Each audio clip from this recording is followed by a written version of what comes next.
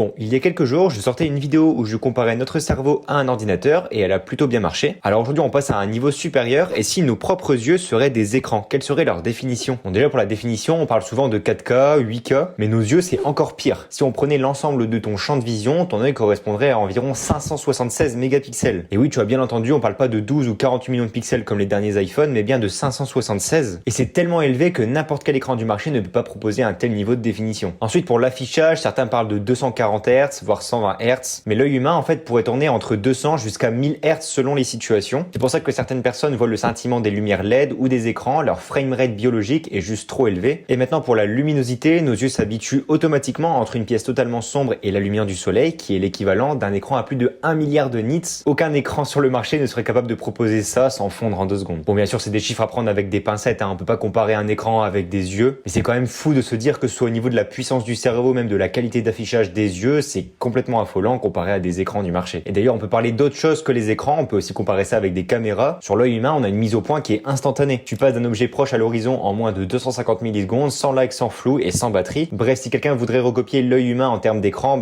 c'est carrément impossible en fait. Et pourtant, tout le monde utilise ça tous les jours sans même s'en rendre compte.